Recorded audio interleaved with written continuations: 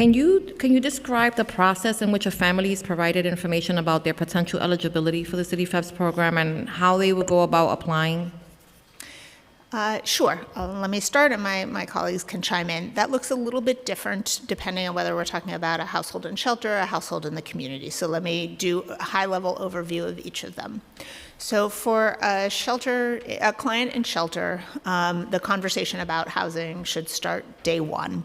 The client was going to be meeting with their caseworker to complete an independent living plan. That's something that they update every 2 weeks in most cases. And then housing specialists should be helping to certify that client for any subsidy for which they appear to be eligible. For clients who are in shelter who meet initial CityFHEPS eligibility requirements, they'll get a shopping letter automatically. And about 75% of the shopping letters are in fact issued automatically.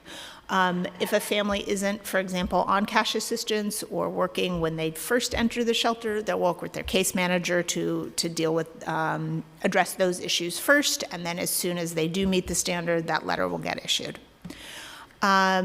For clients in community, it is a little bit different.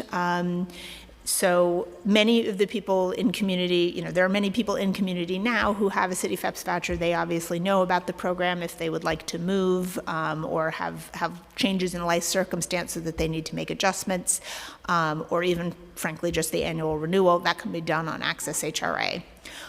For somebody who believes that they are eligible for CityFHEPS or thinks they might be eligible for CityFHEPS, we have quite detailed frequently asked questions on our website.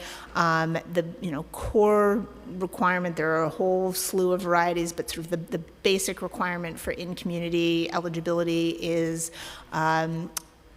imminent risk of eviction and has prior shelter history, and then households should go to home base and then they can move the process from there. So they had to be in shelter prior?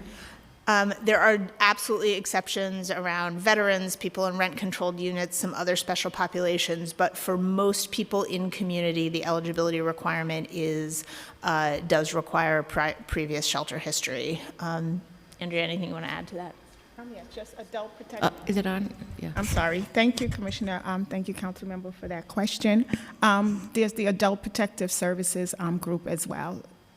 And they're not required to have prior? No prior shelter history. Okay.